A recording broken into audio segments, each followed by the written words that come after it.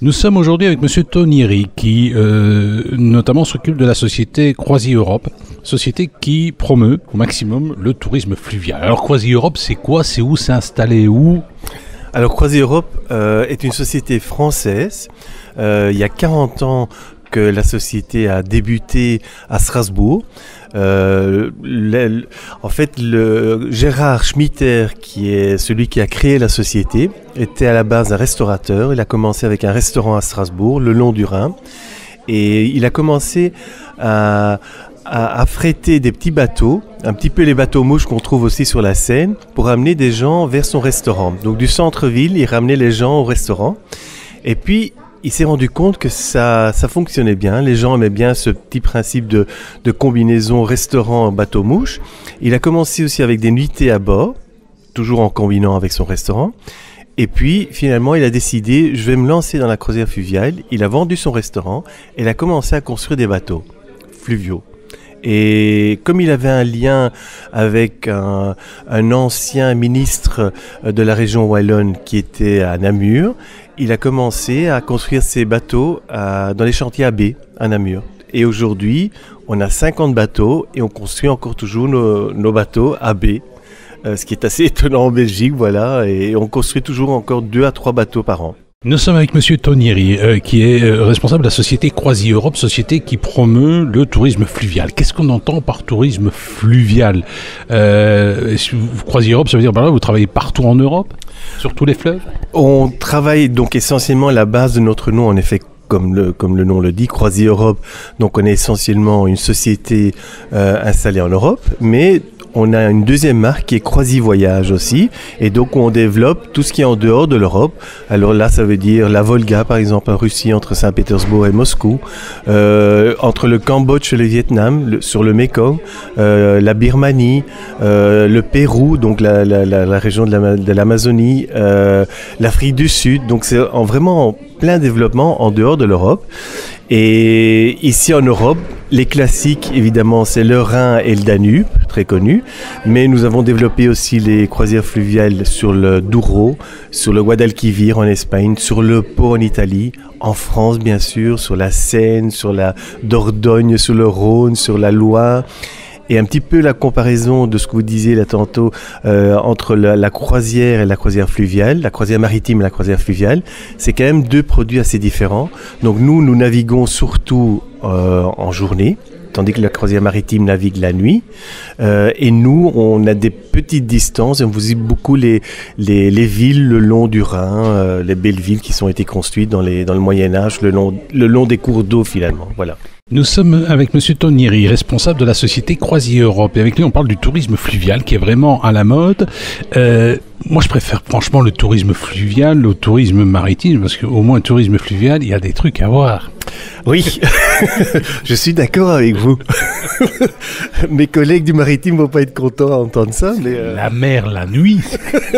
Bon, mais disons que c'est un autre concept. Alors la croisière maritime, le concept est que on le dit souvent, c'est le bateau qui est la destination.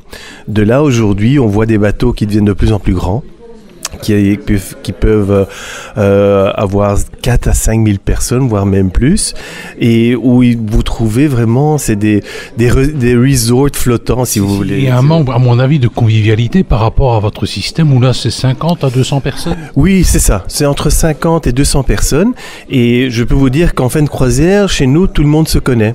Voilà, ça c'est la différence. On se rencontre, je veux dire, on a un espace restaurant sur le bateau, et les gens changent de table comme ils veulent, ils discutent avec qui ils veulent, et pour vous dire, il y a beaucoup d'amis et qui se font, je veux dire, en fin de croisière. Voilà, des gens se contactent encore par après, et même s'ils se connaissaient pas avant la croisière, ben après ils se recontactent pour partir faire un autre voyage avec nous. Donc ça arrive très fréquemment. Nous sommes avec Monsieur Tonieri. Avec lui, on parle notamment de Croisier Europe, qui organise des croisières fluviales. C'est pas des croisières maritimes. Alors, quel type de bateau vous utilisez? C'est des bateaux adaptés? C'est quoi comme genre de bateau? Oui, alors c'est des bateaux adaptés justement au fluvial. Donc en général, c'est des fonds plats. ce qui nous permet justement à pouvoir naviguer à des cours d'eau qui sont pas, voilà, où il n'y a pas un grand tirant d'eau. Et justement, la rivière, je veux dire, comme voilà, les espaces sont pas grands, les bateaux sont en général entre 85 et 110 mètres de longueur. Et la longueur est assez importante. Pourquoi? Parce qu'on a un problème, c'est qu'on doit respecter évidemment la grandeur des écluses sur les rivières. Et sur certains coups, donc par exemple sur le Rhin, on a plutôt des bateaux de 110 mètres de long. En Belgique, par exemple, on utilise plutôt des bateaux de 85 mètres de long parce que les écluses sont plus rapprochées. Il y a même des bateaux avec des roues à aubes, vous me faites peur là. Oui, il y a même des bateaux avec des roues à aubes. C'est un tout nouveau concept, enfin qui existait déjà, mais qu'on a un petit peu renouvelé. Pourquoi? Parce que on navigue aujourd'hui aussi sur la Loire. La Loire est connue en tant que rivière difficilement navigable, et on a construit en fait un bateau qui est totalement conçu en Kevlar et en aluminium, donc pour alléger un maximum le poids du bateau. Et il a une roue à aubes comme les anciens qui naviguent sur le Mississippi. Et ça nous permet justement de pouvoir naviguer avec un faible étirant d'eau sur la Loire. On est les seuls à pouvoir le faire. Et la formule a eu tellement de succès qu'on a construit un deuxième et on est en train de construire un troisième bateau qui navigue sur l'Elbe, qui est aussi un fleuve ce qu'on appelle difficilement navigable. Eh bien, nous avons arrivé avec M. Tornieri, responsable de Croisies Europe, une société qui organise des croisières fluviales, avec des beaux bateaux et tout et tout. Il y a certainement site internet. Est-ce que ça coûte cher? Ça varie évidemment. Est-ce que le plus court séjour et le plus long séjour? Alors, le plus court séjour est un week-end. Ce qu'on appelle un week-end de fête. C'est 2 jours, 1 nuit. Et ça se passe aussi bien en Belgique qu'en France. Sur la Meuse, j'imagine. Oui. Aussi, oui, voilà. Et ça permet aux gens déjà à petit prix, ça coûte 150 €. On passe la nuit à bord. Les repas, il y a un petit déjeuner, un repas de midi, un repas du soir, et les boissons sont inclus. Donc à ce prix-là, je vous donne, chercher un comparatif même en hôtellerie, c'est pas évident. Donc et la plus longue croisière alors? Et la plus longue croisière peut faire un petit peu plus longtemps de 2 semaines, c'est 17 jours sur le Danube. Et donc là, vous allez naviguer même jusqu'à la mer Noire, je veux dire, donc Odessa et Yalta. Donc c'est très bien. Merci de nous avoir fait rêver.